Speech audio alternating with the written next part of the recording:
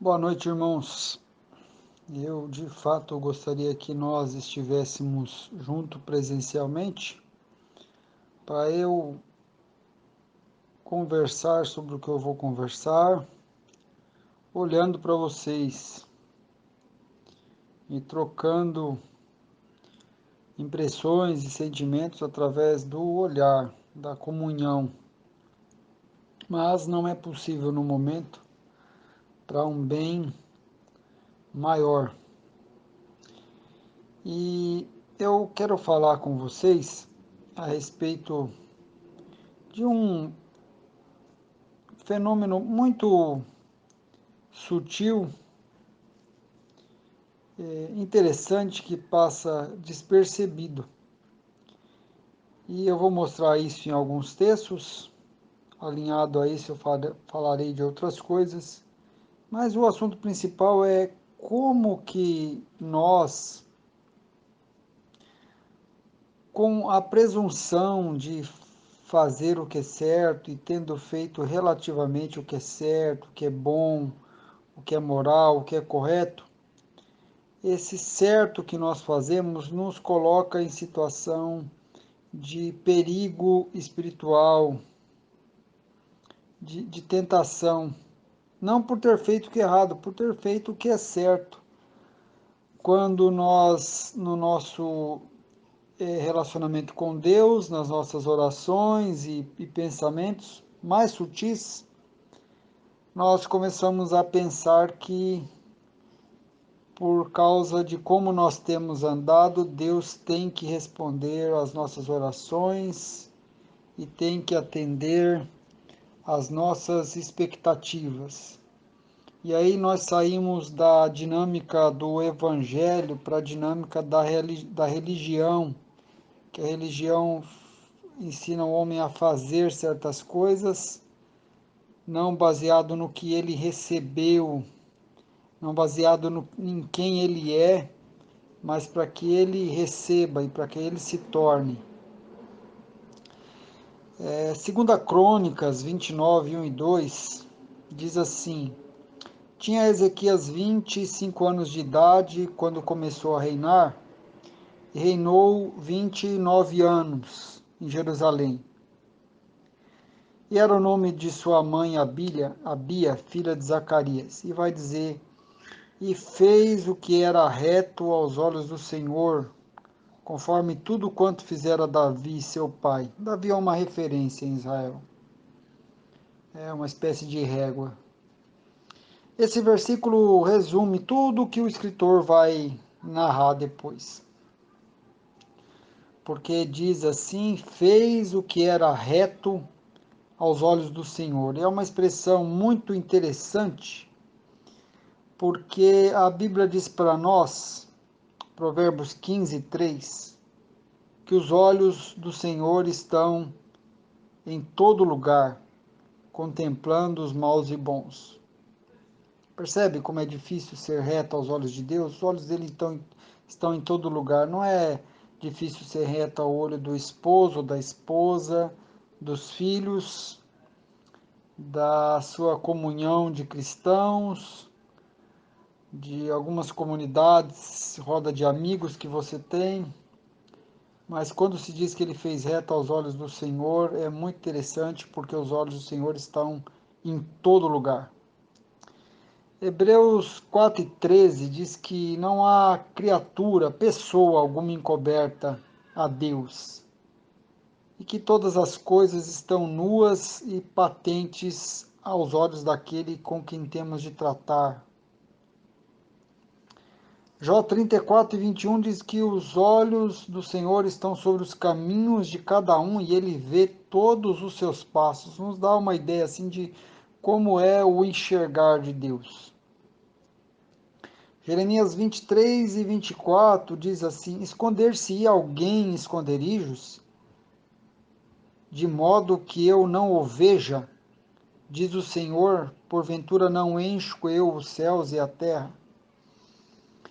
Então, aqui, irmãos, essa expressão bíblica aos olhos do Senhor é uma referência ao atributo de Deus da sua onisciência, que ele conhece tudo, é o olhar dele, perscrutador, que conhece tudo, e também uma referência à sua onipresença, que ele está em todo lugar. Os olhos do Senhor estão em todo lugar, porque Deus está em todo lugar. No último verso que eu citei, ele diz que ele enche os céus e a terra. E aí vale lembrar que Deus não vê apenas o bem externo que nós fazemos, mas a motivação. E a única motivação que valida todos os feitos nossos é o amor, porque sem amor nada aproveita. Você está ouvindo a pregação que eu estou transmitindo. Mas Deus sabe a motivação do meu coração e mede se eu faço isso por amor. E quem está dando testemunho da vida de Ezequias aqui é o Espírito do Senhor. Se fosse um outro a não ser o seu espírito, isso não teria tanta importância, porque os homens não podem ver o coração.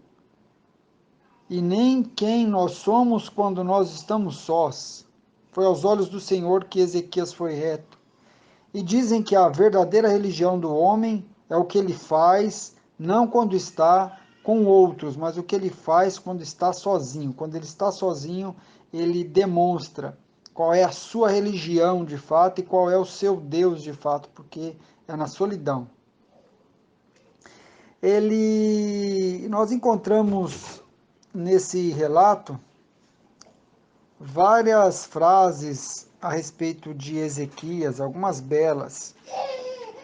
Diz, por exemplo, que ele no Senhor, Deus de Israel, confiou de modo singular. Diz que ele se chegou a Deus, não se apartou de após ele e guardou os mandamentos que o Senhor tinha dado a Moisés. Diz, por exemplo, que o Senhor foi com ele, para onde quer que se saía, se conduzia com prudência. Que em toda obra que começou no serviço da casa de Deus e na lei e nos mandamentos para buscar o seu Deus, com todo o seu coração o fez e prosperou. E essas são algumas coisas que são escritas a respeito dele. E nós deveríamos considerar também que uma vez que a gente está nu diante de Deus, nada nos veste diante de Deus, Deus vê exatamente quem nós somos, o que fazemos. O que é que se poderia escrever a respeito de nós? Não o que os homens vão falar a respeito de nós, principalmente no dia do nosso velório, eles vão falar coisas muito boas de nós, sem dúvida. No dia do velório se faz vista grossa a todos os erros da pessoa, a todos os seus fracassos e só se lembra as coisas boas. Mas o que Deus falaria de nós? Quais são as frases que Deus escreveria a nosso respeito? Que a gente andou com prudência, que tudo que a gente começou, a gente se esforçou e fizemos de todo o coração para Deus, que a gente confiou em Deus de modo singular, que a gente se chegou a Deus e não se apartou dele. O que será que Deus escreveria de nós? Agora vem o ponto que eu quero representar, é que quando ele tinha 39 anos de idade, ele ficou doente. Ele adoeceu de uma doença mortal, aos 39 anos, novinho. Apesar de ter servido a Deus, adoeceu. E quando ele adoeceu, o profeta Isaías disse para ele que ele deveria colocar a casa dele em ordem, porque ele morreria.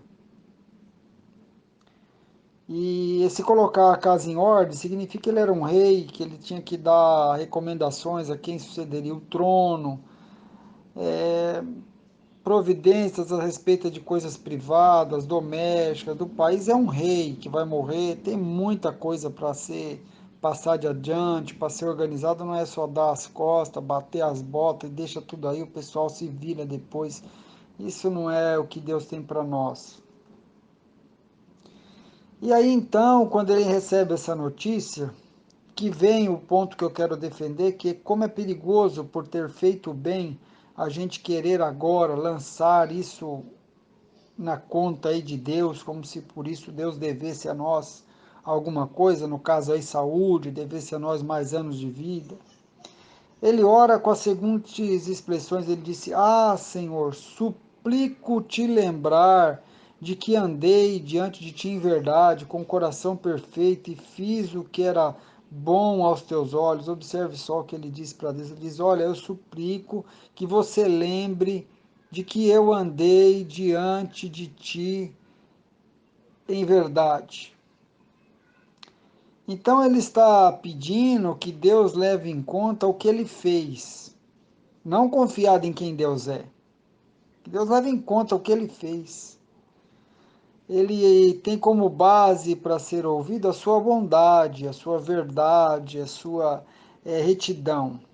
Mas nós não podemos esquecermos que tudo que a gente faz, que ainda seja assim, narrado como reto, como verdadeiro, como bom, está manchado por quem nós somos. Está manchado porque não há um justo nenhum sequer, não há ninguém que faça o bem todo o tempo e nunca peque. E Deus deu para ele mais 15 anos de vida, e você vai dizer assim: olha, mas Deus não atendeu ele por causa da obediência dele? Não, a obediência dele não gerou para com Deus uma dívida. A obediência dele é porque nós devemos a Deus toda a honra, toda a glória, todo o louvor, e nossa vida é dele. A obediência dele não fez Deus contrair uma dívida para com ele, de anos de vida, de saúde ou de qualquer coisa. Eu não estou dizendo que Deus não reage à nossa obediência, que tanto faz como a gente anda, mas que a nossa obediência não é para provocar a Deus. A nossa obediência é para expressar nosso amor, porque Ele nos amou primeiro. A nossa obediência não é para ter uma resposta de Deus, a nossa obediência é a nossa resposta a Deus. E que Deus nos atende por causa de obediência mesmo, mas não por causa da nossa obediência, por causa da obediência de Cristo. Deus nos atende por misericórdia e por causa da obediência de Cristo. Por isso que quando nós oramos em nome de Jesus. Eu não estou dizendo que obediência não é importante, lógico que Deus espera de nós obediência, mas a gente não obedece para. Quando a gente obedece, Deus não contrai dívida com a gente, sabia disso? Aí a sua oração lembra um pouco a oração de Elias, que foi um homem bom, foi um homem zeloso, esforçoso, mas não deveria citar essas coisas para Deus, como se Deus, por causa disso, lhe devesse alguma coisa. A gente defende tudo que tem que orar, mas será que a gente tem que orar falando qualquer coisa? Elias diz assim: Eu tenho sido em extremo zeloso pelo Senhor, Deus dos exércitos, porque os filhos de Israel deixaram o teu concerto, derribaram os teus altares e mataram os teus profetas à espada, e eu fiquei só e buscam a minha vida para me tirarem. Qual que é a lógica por trás disso aqui? Que tendo feito o que ele fez, não era para ele estar na situação que estava. Eu fui zeloso e olha só, fiquei só e buscam tirar a minha vida. Essa é a tentação de fazer o bem, irmãos, que a gente faz o bem esperando receber o bem passageiro, o bem relativo, o bem nesse mundo, uma sorte melhor que a média das pessoas, e às vezes isso não vem. E aí quando não vem, a gente vai lá tirar a satisfação com Deus, dizer, olha só, e aí? Fiz minha parte, o Senhor não fez a sua, se esquecendo de quem nós somos.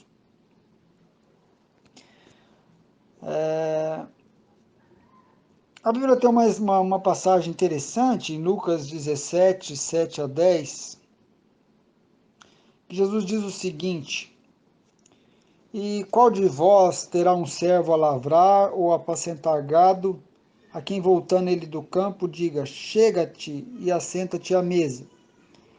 E não lhe diga antes: prepara-me a ceia e cinge-me, serve-me até que tenha comido e bebido, e depois comerás e beberás tu?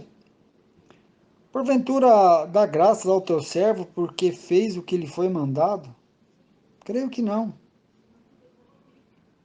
Não é assim, irmãos? Se alguém é nosso empregado, ou você sendo empregado num lugar, quando você faz o que foi mandado, o seu chefe vai lá te agradecer assim sobremaneira, vai assim render graças a você, quase que fazer uma estátua em tua homenagem, porque você fez o que era mandado, o que foi contratado para fazer, o que era a sua parte, aquilo que já se esperava de você, que era a tua dívida.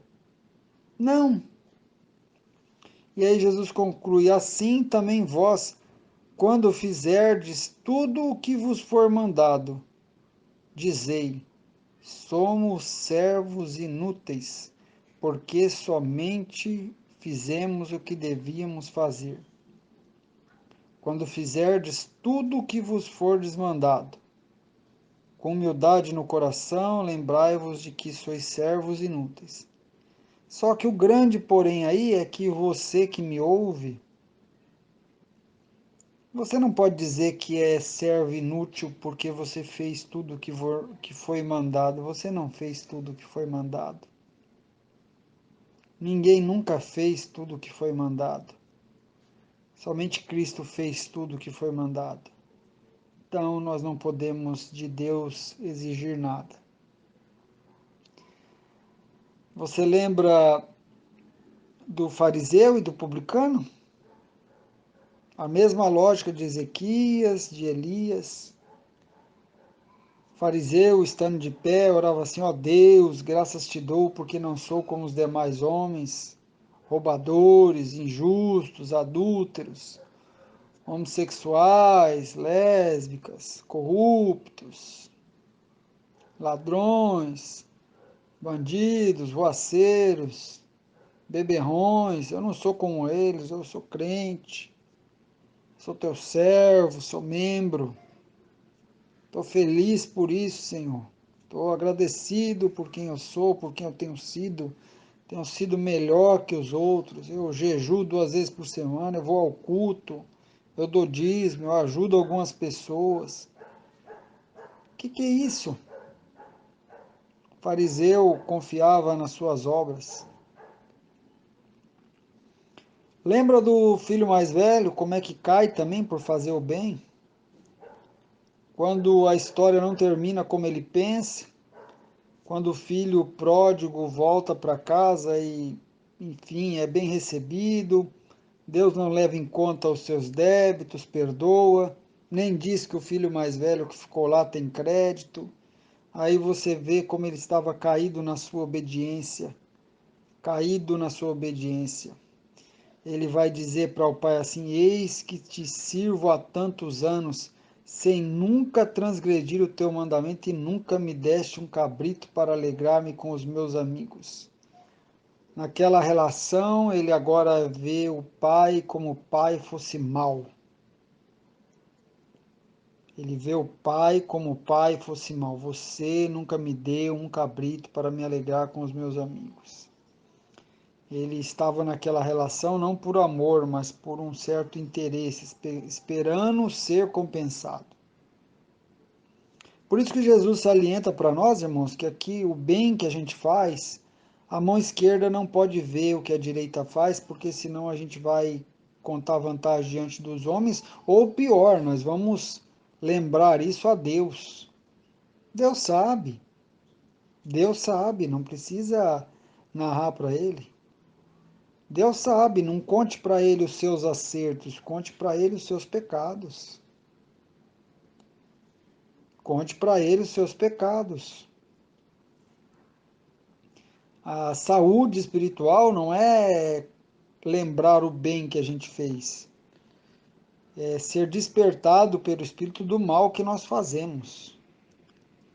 Miqueias diz para nós que o que Deus espera de nós é que a gente ande em humildade diante dele. Eu não consigo imaginar Alguém que está andando em humildade diante de Deus, citando para Deus o que tem feito e como não tem sido recompensado. Nem que não fale, mas no coração você sabe quando o seu coração está operando dessa forma. Quando você anda assim meio que insatisfeito, meio questionando muitas coisas, ainda que você não fale, você sabe quando a operação do seu coração é semelhante à de Ezequias, à de Elias, à do filho do irmão mais velho, ao servo que pensa que fez todas as coisas. Eu quero agora encerrar Daniel. Daniel. Ele tem um currículo de fidelidade. Ele permaneceu fiel a Deus na Babilônia. Ele fez interpretação de sonhos. Ele governou. Ele interpretou uma escrita na parede. Ele arriscou a própria vida para não fazer uma petição a Dário. Ele foi ali na Babilônia como João foi na ilha de Patmos, tendo visões do Apocalipse. Um homem zeloso, justo, bom, reto, até onde um pecador pode ser.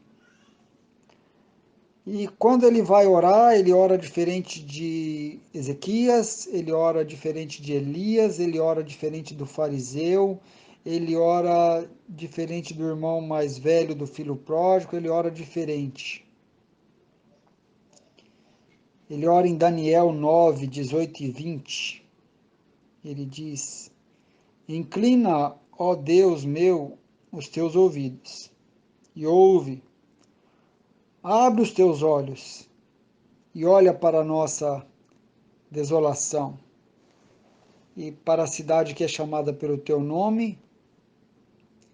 E vem aqui o ponto que eu estou defendendo. Porque não lançamos as nossas súplicas perante a tua face, confiados nas nossas justiças, mas em tuas muitas misericórdias. Se Daniel, que foi quem foi, não ora confiado na sua justiça, por que você oraria confiado na sua? E se você tem a Cristo como teu intercessor, como sumo sacerdote, como Deus e homem perfeito, justo em todos os seus passos, em todos os teus caminhos, em todos os seus pensamentos, justo de todo o teu coração, puro e santo, Senhor, por que você oraria confiado nas tuas justiças e não confiado nele e na sua misericórdia?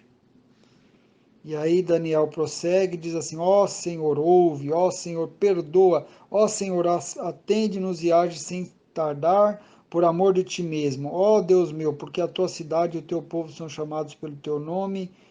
Estando eu ainda falando e orando e confessando o meu pecado e o pecado do meu povo Israel, e lançando a minha súplica perante a face do Senhor meu Deus, pelo monte santo do meu Deus. Essa é a oração dele. Não é diante de Deus mesmo, a gente não está ali lembrando o bem que nós fizemos. Quando nós entramos mesmo diante de Deus, Ele nos lembra os nossos pecados para que nós confessamos e sejamos perdoados. Esse é o aviso para você, cuidado para não cair enquanto faz o bem. Enquanto faz o bem. Vigia pelo teu coração, pelas dinâmicas, pelas suas expectativas em Deus. Que Deus abençoe. Amém.